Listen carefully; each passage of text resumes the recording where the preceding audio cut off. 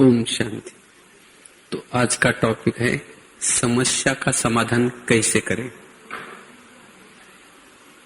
वास्तव में आज जो हमें ज्ञान लेने की जरूरत पड़ी है, ये हमने ज्ञान क्यों लिया है? क्योंकि जीवन में छोटी छोटी समस्या आते हैं, तो उसी समस्या का ज्ञान के आधार से हम समाधान करने के लिए हमने ज्ञान लिया है। ज्ञानी और अज्ञानी का यही फर्क है। ज्ञानी समस्या में घबराता नहीं, समस्या का समाधान करता है, और जो अज्ञानी है उस समस्या में घबराता है। क्यों हुआ, कैसे हुआ, ऐसे कैसे हुआ, वो तनाव में आता है। इसीलिए अगर ज्ञानी बनने के बाद भी सफेद ड्रेस पहना, बैज पहना, बाबा को पहचाना, लेकिन इसके बाद भी अगर हमने समस्या का समाधान करने की कला नहीं सीखी, इसका मतलब हम ज्ञानी नहीं हुए। इसलिए आप सभी मधुबन में आए हैं। अभी यहां से वापिस जाते समय आप ऐसे हल्के होकर के यहां से जाना, आपके जीवन की जो समस्या थी उसको खत्म करके समाधान करके जाना। क्यों समाधान करके जाना? क्योंकि समस्या जिसको आती है वो ज्ञान का चिंतन, योग का चिंतन, आत्मचिंतन, परमात्मा चिंतन, मनन चिंतन नहीं कर सकता। इसलिए समस्या का समाधान करना ये योग का पहला फाउंडेशन है। अगर हमें इस योग के पथ पर चलना है, योग के मार्ग में चलना है, तो पहले हमें समस्या का समाधान करना पड़ेगा। और ज्ञान है ही हमें समस्या का समाधान करने के लिए। क्योंकि अगर आपके सामने कोई समस्या है तो आप वृत्ति से वायुमंडल बनाने की सेवा नहीं कर पाएंगे। क्योंकि जो व्यक्ति आपके सामने समस्या पैदा करता है, उसको देखते ही आपका वायुमंडल, आपकी वृत्ति खराब हो जाते हैं। और जब वृत्ति खराब हो गई तो बाबा को तो भूल गए और उसके प्रति गलत वृत्ति आपने फैला दी। इसीलिए आज संसार परिवर्तन क्यों नहीं हो रहा है, ये दुनिया परिवर्तन क्यों नहीं हो रहा है? उसका कारण है वृत्ति में परिवर्तन नहीं किया। और वृत्ति परिवर्तन क्यों नहीं हो रहे? क्योंकि हम समस्या का समाधान नहीं कर रहे। इसीलिए आज हमें इस बात को बड़े गहराई से सोचना है। जिसको हम समस्या समझते हैं, जिसको हम प्रॉब्लम समझते हैं, ये समस्या और प्रॉब्लम्स क्या है? वास्तव में देखा जाए ये संसार बड़ा कल्याणकारी बना है। इस संसार की हर घटना कल्याणकारी बनी है, हर बात कल्याणकारी बना है। इस संसार का हर व्यक्ति निर्दोष है, कोई दोषी नहीं है। इसीलिए बाबा ने यहां आते हमें पहला ज्ञान कौन सा सुनाया? ड्रामा का ज्ञान, कर्म गति का ज्ञान। अगर जिसको कर्म गति का ज्ञान है, ड्रामा का ज्ञान है, तो भी समस्या का समाधान नहीं कर रहे, इसका मतलब उसने ड्रामा को समझा नहीं, कर्म गति को समझा नहीं। इसलिए हमें हल्के होना बहुत जरूरी है। क्योंकि समस्या आने से हम भारी बनते हैं, खुद भी भारी, दूसरे भी भारी। तो समस्या तो अलग अलग प्रकार के होते हैं। क्या क्या समस्या होते हैं? कोई किसका अपमान कर रहा है, ये समस्या है। कोई किससे रोक रहा है, समझे कोई पत्नी ज्ञान में आ रहे हैं, पति उसका रोक रहा है, नहीं जाओ, तुम आश्रम में नहीं जाओ, और उस पत्नी को बहुत समस्या लग रही। बाकी सब घर में काम करती है, सब कुछ ठीक करते हैं, लेकिन पति कहता है वहां नहीं जाना है। तो इसीलिए उस माता के मन में उस पति के प्रति घृणा भाव उत्पन्न हुआ है। ये मुझे समस्या क्यों डाल रहे हैं? बाकी सभी लोग जाते हैं, लेकिन मुझे क्यों रोक रहे हैं? किसको समस्या है? किसी ने पैसे लेके गया, वापस नहीं दे रहा है, ये समस्या है। किसकी क्या समस्या है? शरीर ठीक नहीं है, किसकी गरीबी की समस्या है, किसकी उसके घर के अंदर बच्चे तंग कर रहे हैं, किसकी है बच्चे बीमार पड़ रहे हैं, पैसा बहुत जा रहा है उसमें। और कलयुग को कहा ही जाता है समस्या का युग। तो अनेक प्रकार की समस्या है। कोई किसी को रिस्पेक्ट नहीं दे रहा है, कोई किसी को दबा कर रख रहा है, आगे बढ़ने नहीं दे रहा है। और इसीलिए आज हमारा वो ज्ञान का चिंतन चलने के बजाय सवेरे तो मुरली तो सुन लेते हैं, फिर कहते हैं आज किसी का परचिंतन नहीं करेंगे, आज अंतर्मुखी बनेंगे, आज किसी के चक्कर में नहीं जाएंगे, आज बहुत अच्छा योग लगाएंगे। लेकिन जब कर्म क्षेत्र पर गए, जो समस्या डालता है उसको देखने के बाद फिर कहेंगे फिर आज ऐसा कर रहा है, फिर इसने ऐसा किया, ऐसा वैसा ऐसा वैसा करके फिर परचिंतन करेंगे। फिर शाम को जब योग में बैठेंगे, अरे आज तो परचिंतन भी किया, आज किसी की निंदा भी की, जब बेचारे के निर्दोष है कोई बात नहीं। तो इस तरह से आज हमारा मन कमजोर होता जा रहा है, वृत्ति खराब होती जा रही है। इसीलिए हमें समस्या का समाधान करना ये बहुत जरूरी है। और इस सीजन में मैं तो देखा, इस सीजन की जितनी भी वानियां चली, बाबा ने बार बार कहा कि बच्चे समस्याओं का समाधान करो, कारणों का निवारण करो। और यही इस वर्ष के पुरुषार्थ की नवीनता है। बाबा ने नए साल में मुरली चलाई थी, बाबा ने कहा कि इस वर्ष में क्या नवीनता करेंगे, यही नवीनता करो, समस्या का समाधान करो, कारणों का निवारण करो, तो दृढ़ता से परिवर्तन होगा। और यही हमारा तीव्र पुरुषार्थ का आधार है। और जो समस्या का समाधान करता है उसका मन हल्का रहता है, और जिसका मन हल्का रहता है वही उड़ता रहता है। यही फरिश्ता स्थिति है, उसी की ही निराकारी स्थिति रहती है। जो समस्या का समाधान करता है वो निराकारी अवस्था में रह सकता है, वही वृत्ति से वायुमंडल फैला सकता है, वही अपना आत्मा का दर्शन कर सकता है, परमात्मा का चिंतन कर सकता है। लेकिन ये समस्या, तो समस्या क्या है? एक आपको एक प्रैक्टिकल एग्जांपल सुनाता हूं, इससे पता चलेगा कि समस्या क्या है। समस्या मतलब और कुछ नहीं, अनेक जन्मों में जो दूसरों के साथ जो व्यवहार किया, उस व्यवहार को अगर आपने गलत व्यवहार किया है तो गलत रूप से वो आपके साथ व्यवहार कर रहे हैं। अगर किसी का पैसा आपने डुबोया तो वो आपका पैसा डुबो रहा है। तो जो आपने कांटे बोए तो वही कांटे आज समस्या के रूप में आपको दिखाई पड़ रहे हैं। अगर आपने किसी को दबा कर रखा है सांस बन करके, आपको भी जन्म में वो सांस बन करके दबा रहे हैं। अगर किसी को आपने भी रोका हुआ है सत्संग में जाने के लिए, वो भी आपको पति बन करके अभी रोक रहा है, इसीलिए उसको समस्या कहेंगे। लेकिन आज हम न जानने के कारण हम केवल वर्तमान को जानते हैं, इस जन्म को जानते हैं, लेकिन बाबा ऊपर से कई जन्मों को जानता है। इसीलिए बाबा कहते बच्चे ये समस्या नहीं, तुम्हारे कर्मों का ये फल है। तो इसीलिए जब कांटे बोते समय मजा आई और अभी, इसीलिए जो कुछ हो रहा है उसको अपना ही कर्म समझ करके खुशी खुशी से उसको क्या करो, सहन करो।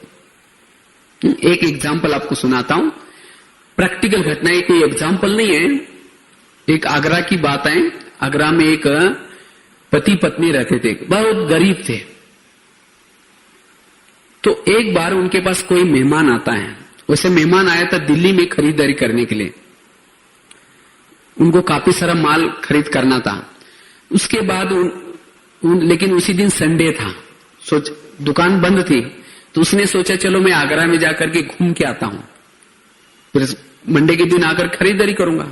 वो आगरा में आया, घूमा फिरा, लेकिन रात में उसको वही रेस्ट करना था आगरा में।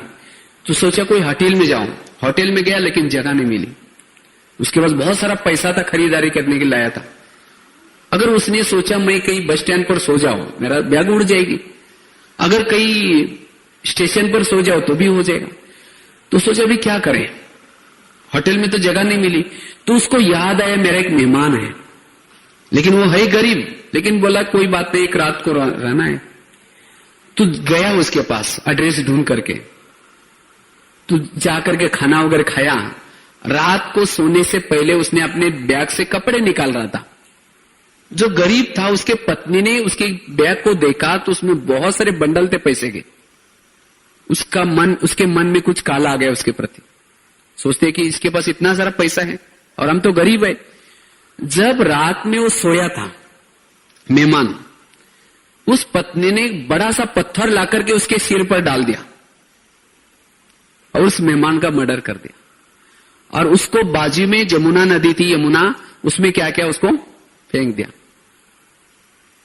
और पति को कहा कि मैंने ऐसा काम किया। तो पति तो बहुत डर गया, कहा कि किसको अगर पता चलेगा तो, बोले हम किसी को पता ही नहीं चलने देंगे।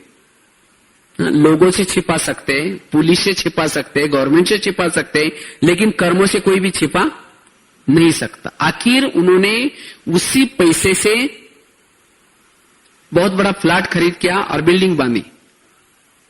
पैसे और भी बच गए। उसी पैसे से क्या किया उन्होंने, दुकान खोला, एक कार खरीद की।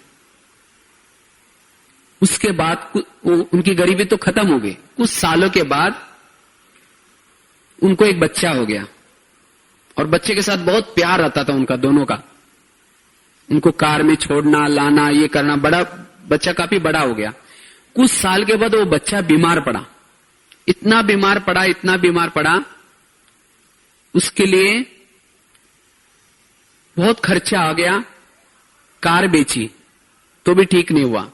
आखिर जो बनाया था दुकान वो भी बेचा तो भी ठीक नहीं हुआ। आखिर जो मकान बनाया था वो भी बेचा तो भी ठीक नहीं हुआ। आखिर एक दिन वो बच्चा कहता है, पापा जी अपने को जो पैसा मिला था वो खत्म हो गया, मैं जा रहा हूं। तो बच्चा कौन था? बच्चा वही था जो मेहमान जिसके पैसे लिए थे। अगर वो व्यक्ति कहे, जो गरीब जो था, मेरे जीवन में बहुत समस्या आ गई, मेरा बेटा भी बीमार मर गया, फिर मेरी कार भी बेची गई, समस्या क्या है? उसने जो कर्म किया उसका वो फल। इससे स्पष्ट होता है कि समस्या क्या है। इसीलिए अगर मुझे कोई तंग कर रहा है तो ये मेरा हिसाब किताब है। इसीलिए बाबा ने कर्मों का ज्ञान क्यों बताया?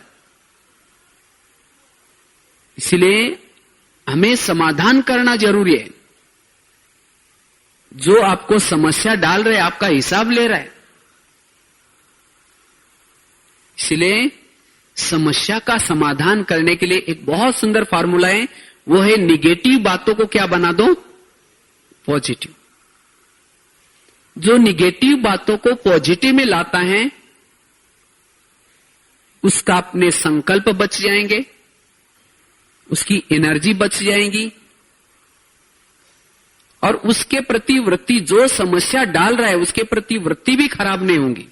बाबा ने एक होमवर्क दिया हमें 15 दिन के लिए और बाबा उसका रिजल्ट अभी लेंगे। कौन सा? दुआएं दो और दुआएं लो। दुआएं कौन दे सकता है? जो जीवन में आने वाली हर बातों को, हर नेगेटिव बातों को पॉजिटिव में लेता है। अगर कोई समस्या डाल रहे हैं, अगर आपने उसको पॉजिटिव लिया तब जाकर के आप दुआएं दे सकते हैं।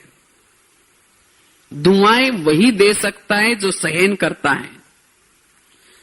दुआएं वही दे सकता है जिसने कर्म गति को समझा है।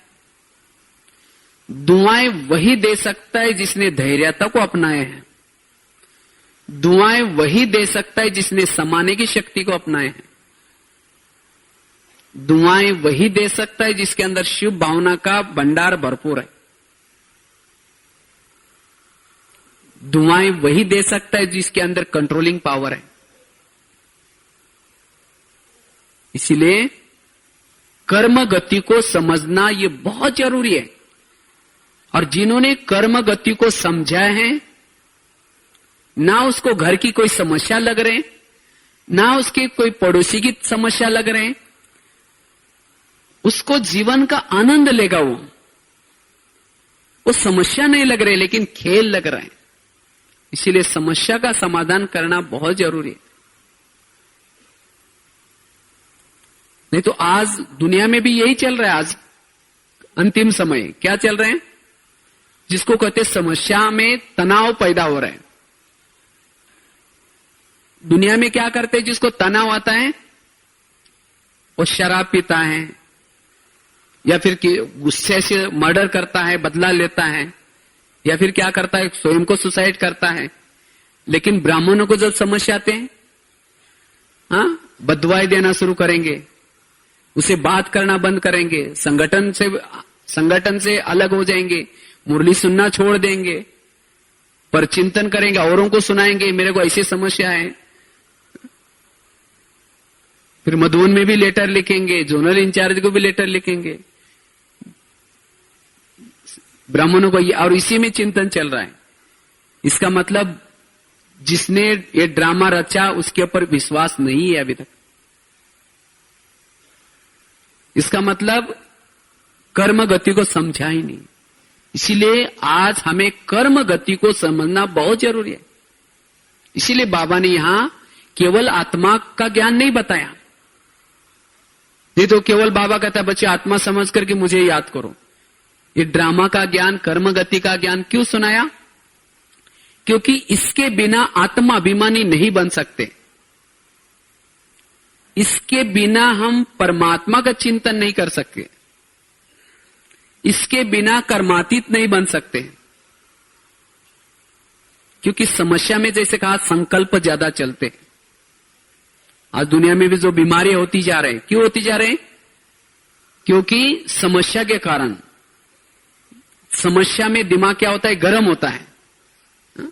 और जिसका दिमाग गर्म होता है इसको कई प्रॉब्लम्स, हार्ट फेल, डायबिटीज, कई प्रकार है। इसीलिए कहावत भी बने ना, जिसका पाव गरम, पेट नरम, दिमाग ठंडा, उस घर में कोई डॉक्टर है उसको मार दो डंडा। वहां डॉक्टर आने की कोई भी जरूरत नहीं। लेकिन आज हर एक को समस्या है। इसीलिए हमें समस्या का समाधान करना बहुत जरूरी है। तो छोटी छोटी समस्या का समाधान करने के लिए जैसे कहा, निगेटिव बातों को क्या बना दो? पॉजिटिव। समझो कोई अगर आपका अपमान कर रहे हैं, ये समस्या है, आप उसको पॉजिटिव लो। कैसे? ये अपमान नहीं कर रहा है, मेरे पर गुलाब का फूल डाल रहे हैं। जो संगम युग में आपके अपमान करेगा जो व्यक्ति, वही व्यक्ति दोपहर में रोज आपके मूर्ति के सामने गुलाब के फूल ला करके डालेगा, गुलाब के फूलों से पूजा करेगा। तो भगत चाहिए कि नहीं चाहिए? तो जिस किसी ने अपमान किया, बाबा को थैंक्स करो, बाबा आज आपने बहुत अच्छा भगत भेजा था, उसने बहुत अच्छा फूल डाल के गया, आपका बहुत बहुत धन्यवाद। अगर आपकी किसी ने बुराई की, जब आपको पता चलता है कि इन्होंने मेरी बुराई की है, और जब वो सुनते तो दिल क्या होता है? खराब लगता है, हमारी ग्लानि कर रहे सब। तो उस समय फिर उसके प्रति वृत्ति खराब करते हैं, ये तो मेरी अच्छी महिमा नहीं करते, ग्लानि करते हैं, उसको बददुआई देते हैं। लेकिन नहीं, उसको भी दुआई दो। ये आपकी ग्लानि नहीं कर रहे, लेकिन वो आपका कीर्तन भजन गा रहे हैं। जो संगम में बुराई गाएंगे, इधर उधर बुराई सुनाएंगे, दूसरों के प्रति आपकी भावना खराब कराएंगे, वही लोग द्वापर में आपकी भावना बिठाने का काम करेंगे, अर्थात कीर्तन गाने वाले काम करेंगे। जिसने गाया अर्थात बोला, जिसने हां में हां मिलाया, जिसने वो सुना, वो कोई सुनने वाला कीर्तन बनेगा, कोई गाने वाला बनेगा, कोई टाल बजाने वाला, कोई डपले वाला बनने वाला बनेगा। हाँ, तो कीर्तन भजन मंडली चाहिए। तो इसलिए उस बातों को क्या करना है? पॉजिटिव। तब जाकर के आप हल्के रह सकते। अगर कोई माता जी है, उसका अपना पति तंग करता है, पॉजिटिव ले लो। हो सकता है मैं भी इसका पति बन करके कभी तंग किया होगा, इसलिए मेरा हिसाब किताब चुप तो हो रहा है। कोई सास तंग कर रहे हैं, कोई बात नहीं, मैं भी इसकी सास बन करके कभी तंग किया होगा। इसीलिए उसको पॉजिटिव लेकर के उस आत्मा को दुआई दो। दुआई देने से वो आत्मा में परिवर्तन आ सकता है। इधर उधर सुनाने से, फैलाने से वो बात और बढ़ सकती है और दुश्मनी हो सकती है। इसीलिए बाबा ने कहा कि बच्चे कोई कैसा भी हो आप उसको दुआएं दो। तो इसीलिए समस्या का हमें क्या करना है, समाधान करना है, तब जाकर के हमारे संकल्प बच जाएंगे। इसलिए बाबा ने इस सीजन में बहुत अच्छी एक मुरली में कहा, बच्चों को चाबी भी दी है खजाना की और चाबी का नंबर भी बताया है। कितना नंबर है? 3 बिंदु, ड्रामा बिंदु, आत्मा बिंदु और परमात्मा बिंदु। जैसे आजकल ताले निकले ना, वो राउंड में नंबर होते हैं उसके, 0 से लेकर के 9 तक, 0 से 9 तक, 0 से 9 तक, और उसमें कंपनी का नंबर होता है।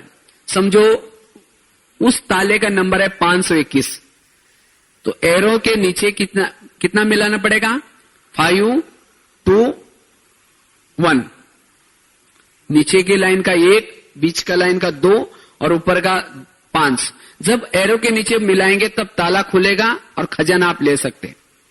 इसी तरह बाबा के पास जो खजाना है उसको लेना है, उसका नंबर है 3 बिंदु, ड्रामा बिंदु, आत्मा बिंदु, परमात्मा बिंदु।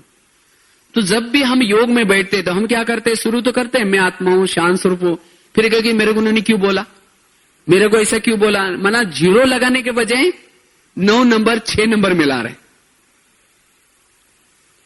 क्योंकि जब आप सारा दिन के जो विघ्नों का, ये समस्या का जब चिंतन करते हैं तो आपके संकल्प व्यर्थ जाते हैं, और जिसके संकल्प व्यर्थ जाते हैं वो आत्मा बिंदु की अनुभूति नहीं कर पाता, और जिन्होंने आत्मा बिंदु की अनुभूति नहीं की वो परमात्मा बिंदु की अनुभूति नहीं कर पाएगा।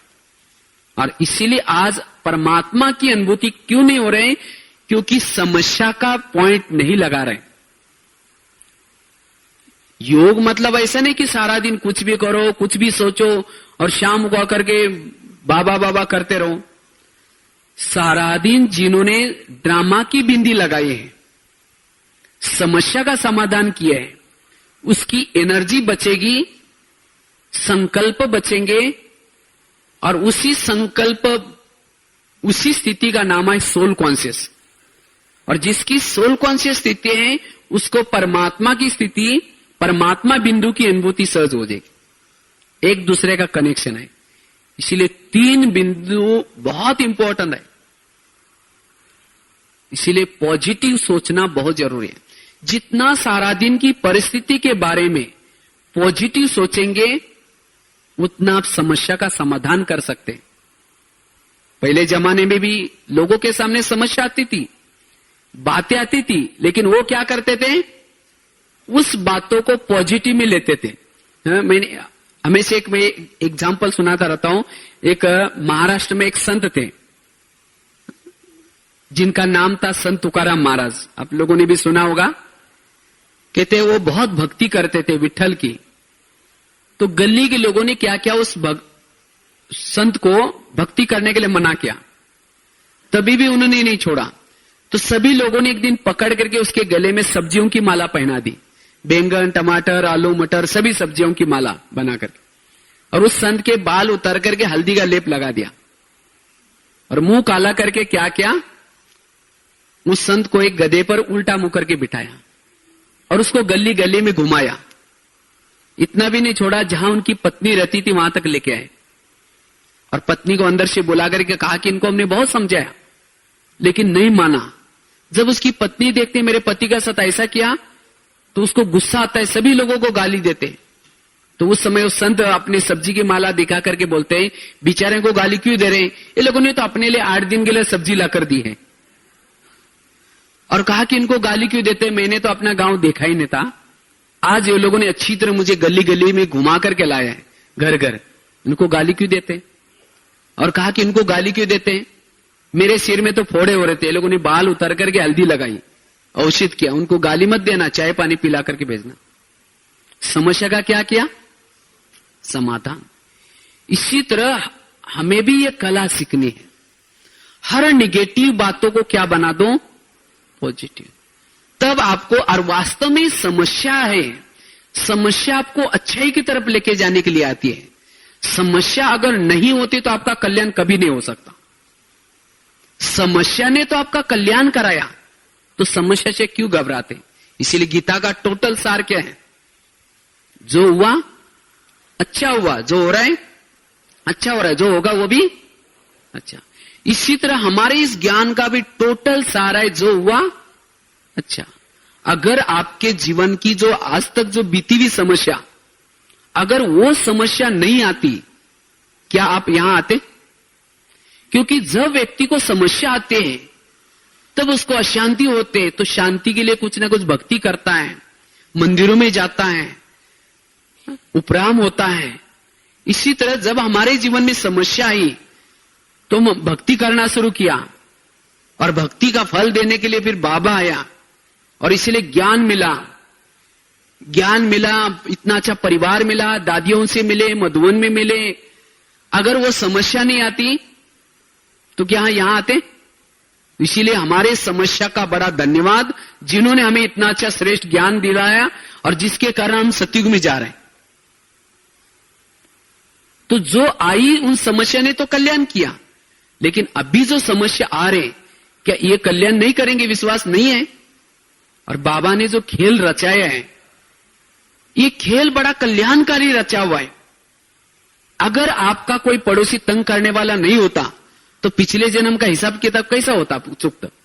उसके लिए एक्स्ट्रा तो आप योग तो लगाते नहीं, इसीलिए वो चुक्त कर रहे हैं समस्या करके।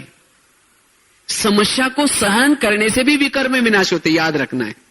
केवल योग लगाने से सहन विकर्म विनाश होते ऐसे नहीं, लेकिन कोई समस्या डाल रहे, अगर आपने उसको सहन किया, कई दिनों के विकर्म विनाश हो गए, आप हल्के हो गए। इसीलिए समस्या को समाधान करके विकर्म विनाश करना है, न कि इधर उधर फैला करके, और विकर्म बन जाते हैं। और अगर आपको अभी समस्या नहीं आती तो आप कर्मातीत कभी नहीं बनते। जैसे बता ना, किसी माता को अगर पति तंग करता है, अगर वो पति तंग नहीं करेगा, उस माता का योग उससे लगेगा, कहेगा मेरा पति बहुत अच्छा है, कभी तंग नहीं करता, उसका योग भी फिर ज्यादा नहीं लगेगा। जितना वो पति तंग कर रहा है, सास तंग करे, उतना वो उपराम होती जा रहे हैं। इसीलिए बाबा कहते हैं ना, जो बांधेल या माता है उनका योग मेरे से ज्यादा होता है, और जिसको कोई बंधन नहीं, कोई समस्या नहीं, ज्यादा योग नहीं लगता फिर। इसीलिए भाग्यशाली आत्माएं वो है जिनके सामने समस्या आते हैं। जिनके सामने कोई समस्या नहीं आती, उनका योग ठीक नहीं है, वो पुरुषार्थ ठीक नहीं कर रहे। अगर समस्या ज्यादा आते रहे, इसका मतलब आपका योग बहुत अच्छा लग रहा है। क्योंकि जो बच्चे स्टडी करते हैं उनकी नौकरी अच्छी लगती है, परीक्षा ज्यादा देते हैं। अगर परीक्षा के समय रोएंगे तो नौकरी लगेगी। इसीलिए बाबा कहते बच्चे समस्या का समाधान करो, नहीं तो कई समस्या से तंग होकर के जो समस्या डालता है उसको बदवाएं देते, इसके कारण इसका सत्यानाश हो जाए, ये तो मुझे तंग कर रहे हैं। लेकिन नहीं, ये सोचो कि ये तो मुझे कर्मातीत बना करके छोड़ेंगे, पॉजिटिव लो। इसीलिए उसको दुआ, क्योंकि जब हम कई बदवाएं देते तो हमारी काफी सारी एनर्जी उस बदवा में चली जाते, हम खाली हो जाते। बदवाई एक अग्नि है जिसमें पाप पुण्य कर्म भस्म हो जाते, बदवाओं में पुण्य कर्म भस्म होते। इसीलिए कभी भी किसी को बदवाएं नहीं दो, धैर्यता रखो। जो समस्या डाल रहे हैं वो आपके विकर्म को विनाश कर रहा है, इसीलिए धैर्यता। मेरे को किसी ने एसएमएस भेजा था, जब समस्या दरवाजा ठकठकाने के लिए आती है तो तुम दरवाजा खोलने के लिए किसको भेजो? धैर्यता को भेजो। मना कोई भी समस्या जब आती है आप धैर्यता लो, वो समस्या खत्म हो सकते। इसीलिए हमें समस्या का क्या करना है? समाधान करना है। एक माताजी की बात एक मैं सुनी, और जिस समय निकाला फिर उसको, उसके बाद उसको तो पश्चाताप हुआ क्योंकि गुस्सा आया था उसको। बाद में इतनी उपराम हो गई, फिर भक्ति करने लगी, फिर बाद में बाबा का ज्ञान मिला और बाबा के ज्ञान में चलने लगी। लेकिन जब वो योग लगाती थी वही बात उसको याद आती थी। तो एक बार बाबा को उन्होंने पूछा, बाबा मुझे वो बात याद आ रही, भूलती नहीं। तो बाबा ने कहा कि बच्ची तुमने जो किया वो ठीक किया, अगर वो काम नहीं करते तो आज यहां आती नहीं, तुम्हारा पाप का घड़ा भर गया, इसके कारण तो तुम्हें भगवान मिल गया। तो कहने का मतलब कभी कभी हमें भी बीती हुई समस्या की बातें, जो कड़वाहट बातें हैं जो हम नहीं करनी थी, वो याद आते हैं, और फिर हम कभी भगवान मिलने के बाद भी उस बात को याद करके नाराज हो जाते हैं, मैंने वो कैसा काम किया, मैं यहां आने के लायक भी नहीं। लेकिन नहीं, अगर वो काम नहीं करते तो आज यहां होते ही नहीं। इसलिए कहते हैं ना, पापी का पाप का घड़ा भरने के बाद आपको वो करना ही था, अगर नहीं करते तो आपका घड़ा भरता नहीं। इसके कारण भगवान को अवतरण करने के लिए निमित्त बनाओ। इसीलिए जो हुआ अच्छा हुआ। और समस्या तो सबके सामने है, बातें सबके सामने है। कहते, और एक बात आपको सुनाते हैं, कहते एक माता जी थी, भगवान के पास जाती है और भगवान को कहते, भगवान मेरे जीवन में आपने कितनी सारी समस्या दी है, मैं कितना दुखी हूं, बहुत प्रॉब्लम्स है मेरे सामने। तो भगवान कहते, अच्छा तुम्हें ज्यादा समस्या है ना, तुम अपनी समस्या की सभी बातें एक चिट्ठी पर लिख दो, क्या क्या समस्या है, और उसी चिट्ठी को गठड़ी में बांधो, और उसी गठड़ी को गांव के बाहर एक बड़ का पेड़ा वहां टांग के आओ। तुम्हारा ज्यादा है ना, मैंने तुम्हारे लिए पार्सलिटी की, मेरे से गलती हो गई, तो तुम्हारी सभी बातें एक चिट्ठी पर लिख दो, और उसी चिट्ठी को गांव के बाहर एक बड़ का पेड़ा वहां टांग दो। लेकिन उसी पेड़ों को बहुत सारी दुखों की समस्या की गठड़ी है, तुम्हारा छोड़ देना और उसमें से कोई भी एक लेके आना। तो माता जी बड़ी खुश हो गई, सोचे चलो मेरा कम हो जाएगा। अपनी सभी बातें लिखते हैं, मुझे सास बहुत तंग करते हैं, दबा करके रखती है, बहुत परेशान करते हैं, दोपहर को घूमने में नहीं जाने देती। जो जो उसको सास जो करती है वो सब लिख देती और उसको गठड़ी में बांधते हैं, टांग के आते हैं। लेकिन भगवान ने कहा था उसमें से कोई भी एक तुम्हारा छोड़ देना, कोई भी एक लेके आना, क्योंकि दुख धाम में रहते हो तो दुख तो जरूरी है। तो उसको लगता है ये गठड़ी लूं या ये लूं या ये लूं, उसको लगता है अगर ये लूंगी तो हो सकता है उसका पति शराबी होगा, ये भी तो समस्या है। अगर ये लोगे तो हो सकता है उसकी पड़ोसनी तंग करने वाली होगी, ये भी तो समस्या है। अगर ये लोगे तो हो सकता है उसके बच्चे तंग करने वाले होंगे या गरीब होंगे, इसीलिए मेरी सास तंग करते हैं, बाकी तो सब ठीक है, इसीलिए अपना ही उतार करके वापस लाते। तो इसी तरह हर व्यक्ति के जीवन में समस्या जरूर है। इसीलिए किसको लग रहा है ये सुखी है, उसको लग रहा है ये सुखी है, लेकिन हर जीवन में आंतरिक सुनो उसकी, वो जब जाने के बाद वो सुनाना शुरू करता है। लेकिन और हर एक की जो भगवान ने जो समस्या गिफ्ट रूप में उसको दी है, अगर नहीं समस्या होती तो उसका कल्याण नहीं होता। इसीलिए समस्या का क्या करो, समाधान। जो समस्या डालता है उसका धन्यवाद दो। और एक आपको रामायण की घटना एक सुनाते हैं। कहते रामायण में राम राजा बनने वाला था। सभी अयोध्या में सबको पता चला कि राम जैसा राजा मिलने वाला, बहुत खुश हो गए सभी लोग। लेकिन जब मंत्रा को पता चलता है तो कैकेयी के पास जाते हैं और कैकेयी को बोलते हैं, कैकेयी तुम तो बुद्धू है, तुम्हारा बेटा तो ऐसा ही रह गया और तुम राम को राजा बना रहे, तुम्हारे लिए रात बाकी है, तुम सोचो, तुम्हारे लिए वचन भी दिया था, तुमने मुझे बोला था, दशरथ ने वचन दिया है, आज वो वचन लेने का चांस है, जाओ। उसकी बुद्धि को क्या क्या पलटा दिया और रामायण उल्टा हो गया सवेरे। राम राजा होने के बजाय कहां भेज दिया, वनवा में। और वनवा में जाने के बाद कितना उसको सीता चोरी होगी, क्या क्या। और जब हम रामायण कभी देखते हैं, जब मंत्र, और किसके कारण हो गए सब, मंत्रा के कारण। तो मंत्रा को देखने के बाद हमारी भावना क्या हो जाएगी, अच्छी रहेगी या बुरी रहेगी। उसको देखने के बाद कहेंगे देखो उसके कारण बेचारा को इतना, उसने जो किया ठीक किया। अगर वो मंत्रा रात के समय वो काम नहीं करती तो राम राजा बन करके बैठता, उसकी सीता चोरी नहीं होती, सीता चोरी नहीं होती तो रावण को नहीं मारता, रावण को नहीं मारता तो उसकी राम की कोई महिमा नहीं होती। केवल मंत्रा के कारण उसकी इतनी महिमा है। यह है पॉजिटिव दृष्टिकोण। इसी तरह आज मेरे जीवन में भी कोई मंत्रा का पाठ बजाए, मेरी यहां से उल्टी सुल्टी दूसरों को सुना करके यहां से ट्रांसफर वहां करे, या मेरे गली में कहीं किसी से झगड़े लगा करके घर में मेरी घर को तोड़े, ऐसी मंत्रा को भी दुआएं देनी है।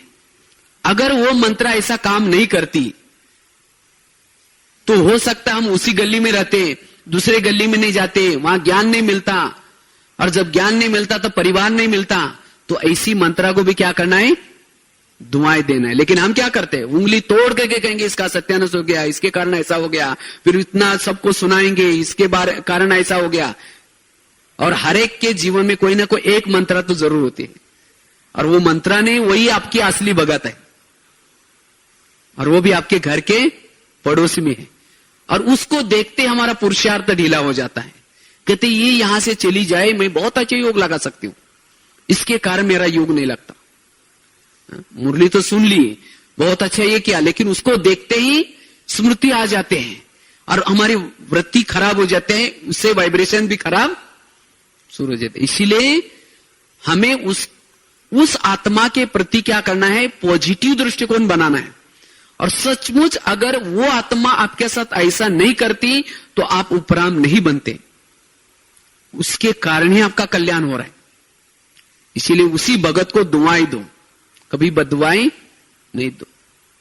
रहना तो वहीं रहना है, आपका हिसाब किताब उसी गली में है, उसी ऑफिस में है, उसी के साथ में है, तो इसीलिए उसके प्रति वृत्ति को स्वच्छ बना दो।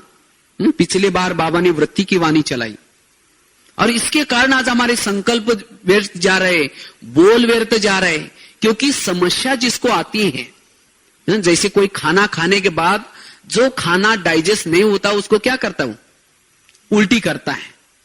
इसी तरह जो व्यक्ति समस्या डाल रहे हैं, या जिस व्यक्ति की वो बातें पेट में डाइजेस्ट नहीं हो रहे, वही फिर हम औरों को किसी को बुला करके उसके कान में उल्टी करते। जैसे वो दुनिया में उल्टी कहां करते हैं, वॉश बेसिन में, तो हम भी कहां उल्टी, जिसको वो बातें डाइजेस्ट नहीं होती वो क्या करेंगे, किसी का कान में उल्टी करेंगे। कान का आकार कैसा है, वॉश बेसिन की तरह। तो इसलिए, और जो उल्टी करता है फिजिकली, उसका तबियत अच्छा नहीं होता, उसकी तबियत ठीक नहीं होती, वो कमजोर बनता रहता है। इसी तरह जो समस्या की बातें आते हैं और औरों को सुनाता रहता है, उल्टी करता रहता है, वो कमजोर आत्मा बनती जाती है। उसका मनोबल कमजोर, आत्मबल कमजोर, वो योगी नहीं बन सकता, वो वायुमंडल खराब कर रहा है। इसीलिए डाइजेस्ट करना सीखो, हर बातों के व्यवहार को डाइजेस्ट करो। कोई रावण की तरह हो, उसके संस्कारों को भी आप डाइजेस्ट करो। और वो रावण की तरह क्यों कर रहे हैं, क्योंकि आपके हिसाब किताब है। इसीलिए समस्या का समाधान करना किसी को सुनाने से नहीं होगा, ये खुद हमें ही समाधान करना पड़ेगा। और तब जाकर के आप तीव्र पुरुषार्थी बन सकते हैं, तब जाकर के योगी बन सकते हैं। इसीलिए बाबा ने कर्म गति का ज्ञान बताया। इसीलिए वर्तमान समय आज जो हम परेशान हैं समस्या के कारण, इसीलिए अभी बाबा के कमरे में जाकर के क्या करेंगे, यहां से जब जाने से पहले जिसके प्रति आपकी बनती नहीं, उसके प्रति आप पॉजिटिव दृष्टिकोण बना करके जाओ, उसके प्रति अपनी वृत्ति को स्वच्छ बना करके जाओ, तब जाकर के आप ज्ञान का चिंतन कर सकेंगे, सोमानों में रह सकेंगे, आत्मस्वरूप में रह सकेंगे। इसीलिए उस आत्मा के प्रति दुआएं निकालो, सचमुच ये आत्मा कितनी महान है, और वो जो आपके साथ व्यवहार कर रहे हैं उसकी कोई गलती नहीं है। हर आत्मा का अपना अपना पार्ट है, और उसको जैसी स्क्रिप्ट मिली है, जैसे नाटक होता है ना, नाटक में सबको जैसी स्क्रिप्ट मिलती है वैसे सभी पार्ट बजाते हैं। इसीलिए उसको जैसी स्क्रिप्ट मिले वो सब बजा रहा है। इसीलिए बाबा कहते बच्चे, उसको ये कहना कि ऐसा क्यों कर रहा है, इसका मतलब जिसने डायरेक्टर बनने नाटक रचा है, खेल रचा है, आप उसके ऊपर डाउट ले रहे हैं। इसीलिए बाबा कहते हैं ड्रामा के ऊपर निश्चय, स्वयं के ऊपर निश्चय, और जो व्यवहार कर रहा है ब्राह्मण परिवार है उसके ऊपर भी निश्चय, पाठधारी के ऊपर भी निश्चय। तब जाकर के आप एकाग्र बन सकते हैं, तब एकांतवासी बन सकेंगे, तब अंतर्मुखी बन सकेंगे। इसलिए समस्या का समाधान करना जरूरी। चाहे घर की समस्या हो, चाहे ब्राह्मणों की समस्या हो, कोई भी समस्या हो, लेकिन खुद ही हमें क्या करना है, उसका समाधान करना है। नहीं तो कई बोलते ना भगवान तो कोई सुनता ही नहीं हमारी, वो कुछ नहीं सुनता, यहां ऐसा ही हो रहा है। लेकिन नहीं, ये ड्रामा बड़ा कल्याणकारी चल रहा है। भगवान इस संसार में अन्याय नहीं करता, ये खेल बड़ा न्यायपूर्वक चल रहा है। नहीं तो कई सोचते हैं, कभी कभी किसी का क्या होता है, विश्वास टल जाता है, ये सामने वाला व्यक्ति इतना खराब है, इतना खराब कर्म कर रहा है, तो भी भगवान ने सब कुछ उसको ही दिया है। इसीलिए हमें लगता है कि हम भी अगर ऐसे रहेंगे तो हम खत्म हो जाएंगे, इसीलिए हम कभी अपना मार्ग छोड़ देते हैं। लेकिन नहीं, बाबा तो कहता है अगर आप सच्चे हैं, मैं सदा तुम्हारे साथ हूं, तुम्हें घबराने की कोई जरूरत नहीं। आप सच रहो, चाहे कुछ भी आ जाए, समस्या आ जाए, लेकिन उसको सहन करो। इसीलिए सहन करने का गुण सबसे ऊंचा गुण कहा गया है। सहन करने से शांति का गुण आता है, सहन करने से धैर्यता का गुण आता है, एकाग्रता का गुण आता है, अंतर्मुखता का गुण आता है, किसी को सम्मान देने का गुण आता है। जो सहन नहीं करता वो सम्मान भी नहीं दे सकता, और जो सहन करता है वही झुक भी सकता है। इसीलिए बाबा कहते बच्चे हल्के बनो, और इसको कहते फरिश्ता। हर बातों में, हर परिस्थिति में हल्के। इसीलिए दीदी हमेशा एक 3 शब्द यूज करती थी, झुक झुक झुक, शिक शिक शिक, मर मर मर। झुकना सीखो, सीखना सीखो और मरना सीखो। इसलिए समस्या का समाधान हमें करने का पाठ यहां से, और इस वर्ष में तो आगे चलकर तो बहुत समस्या आएंगी। अभी तो एक एक समस्या बाबा भेज रहा है, जाओ उसकी परीक्षा लो। आगे चल करके चारों तरफ से समस्या आएंगी, क्या करेंगे? अभी तो व्यक्ति की तरफ से कभी आती है, कभी प्रकृति के तरफ से आती है, कभी विकारों के तरफ से आती है। आगे चल करके एक साथ चारों तरफ से समस्या आएंगी, क्या करेंगे? किसको सुनाएंगे? इसीलिए बाबा कहते बच्चे समाधान स्वरूप बन करके रहो। अभी आपके पास ज्ञान होना जरूरी है। जब कोई व्यक्ति मेरे लिए समस्या बनकर के आता है, मैं उस समय अपनी स्थिति को मेंटेन कैसे करूं? अगर कोई विकारों की तरफ से मेरे पास कोई समस्या आते हैं, उसी समय क्या करें? अगर कोई प्रकृति की तरफ से मुझे समस्या आते हैं, उसी समय मुझे कैसे सहन करना है? तो इस तरह से समस्या का समाधान करने की अभी कला सीखना है। कई सोचते हैं मुझे तब सहन नहीं होता, तब मुझे गुस्सा आता है, इसको हम कितना उपकार करते हैं, हमने इसको इतना मदद करते हैं, तो भी यह हमारे ऊपर अपकार करता है, इसीलिए मुझे गुस्सा आता है।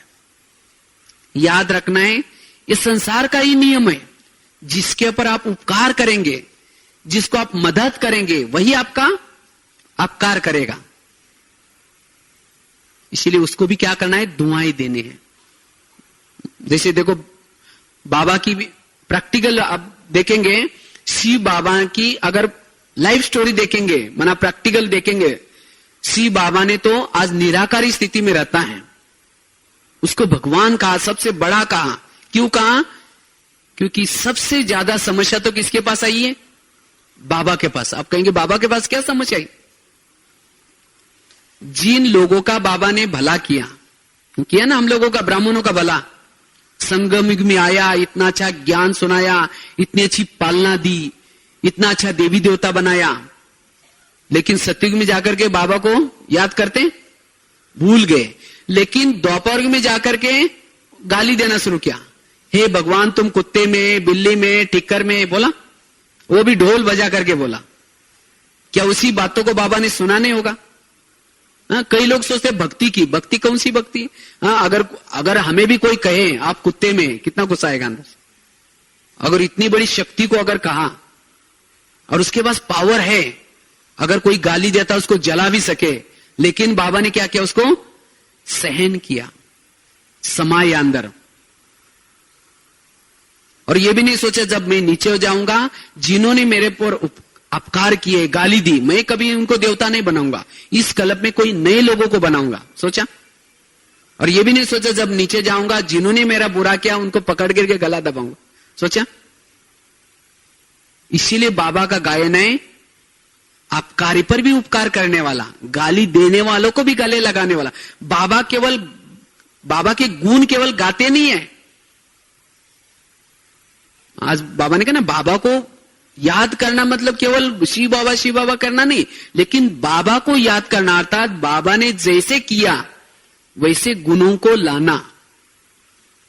आज हमें कोई गाली देता है, 15 दिन बात नहीं करेंगे, इधर मुंह करके जाएंगे। जब बाबा आता है अभी, तो क्या हमारे जो गाली देने वालों के प्रति मन में कुछ है? हाँ, ये गाली दिया था, तुम मेरी दृष्टि नहीं लो, बोलता है। कितना अंदर सोच। इसीलिए बाबा निराकारी अवस्था में रहता है। आज हम निराकारी अवस्था में क्यों नहीं रहते? क्योंकि हमारी हर एक के प्रति वृत्ति खराब। जो गाली देता है खास तो उसके प्रति वृत्ति खराब रहती है, और इसीलिए हमारी एनर्जी वेस्ट हो जाते हैं, और जिसके कारण हम सोल कॉन्शियस में नहीं रहते। इसीलिए बाबा कहते बच्चे वृत्ति को स्वच्छ बना दो। इसीलिए जो ऐसे हमारे साथ व्यवहार करते हैं ऐसे को ही दुआएं देनी है। कोई गाली देने वाला भी हो, कोई महिमा करने वाला भी हो, दोनों की प्रति वृत्ति समान हो। कोई आपके भाषा वाला हो, कोई दूसरे भाषा वाला हो, सबके लिए दृष्टि हमारी समान हो। इसको कहते एक रस। और जो एक रस रहता है वही एकाग्रचित रहता है। याद रखना है, अगर हमारी वृत्ति खराब है, वृत्ति जिसके प्रति खराब है, आप विश्व की मनसा सेवा नहीं कर सकेंगे, वायुमंडल नहीं बना सकते। वायुमंडल को रोक देगा, वो दीवार बन करके आते। इसीलिए वृत्ति को क्या करना है? स्वच्छ बनाना है। अपकार करने वाले के ऊपर भी उपकार करना है। देवी होते, कोई देवी समझो, कोई देवी के मूर्ति के सामने जाकर के आप गाली दो, कोई देवी ऐसा जो वरदान हाथ के बजाय नीचे करते हैं, मुझे गाली देने वाला आ गया, चेहरा पीछे करते, मुड़ अप करते हैं, उस मूर्ति को गाली दो चाहे कुछ भी करो, वही हंसता हुआ चेहरा वरदान हाथ होता है। इसी तरह अगर हमारी कोई महिमा करने वाला भी आए, कोई ग्लानि करने वाला भी आए, वही एकाग्र स्थिति, इसको कहते कर्मातीत, इसको कहते आत्माभिमानी स्थिति। अगर मुझे कोई गाली देने वाला आता है, उसके संकल्प कर चलते हैं, ये भी मेरा देहभान है, ये भी मेरी आत्माभिमानी स्थिति नहीं है। तो इसीलिए हमें क्या करना है? ऐसी स्थिति बनाने, और तब जाकर के एकाग्रचित होकर के बाबा को याद कर सकेंगे। आज जो हमारा योग नहीं लगता, कई बोलते ना, पता नहीं योग में बैठने के बाद परमधाम में ज्यादा समय टिकते ही नहीं, तो कौन सी बातें आपको नीचे लाते हैं? यही समस्या की बातें आपको नीचे लाते हैं। किसी के प्रति आपकी वृत्ति खराब है तो वही बातें आपको नीचे लाते हैं। इसीलिए स्वच्छ बन करके बैठो। जो स्वच्छ बन करके बैठता है वही योगी बन सकता है। और बाबा कहते हैं ना, बच्चे मैं सबके दिल में बैठा हूं, लेकिन किसके दिल में बाबा बैठता है?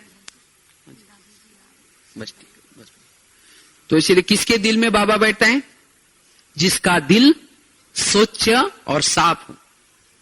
इसीलिए हमें क्या करना है? अपने वृत्ति को स्वच्छ और साफ बनाना है। इसके लिए हमें निगेटिव बातों को क्या बनाना है? पॉजिटिव बनाना है। इसीलिए समस्या का समाधान। तो ठीक है, यहां से मधुवन से जाने से पहले हमें ये पाठ पक्का करके जाना है, तब हमारा योग भी लगेगा, हम योगी बन सकेंगे। इसी के साथ धन्यवाद। ओम शांति।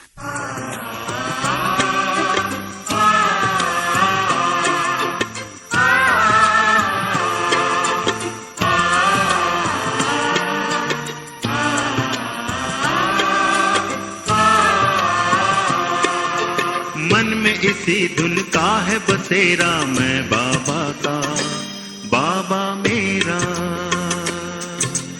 मन में इसी धुन का है बसेरा, मैं बाबा का, बाबा मेरा।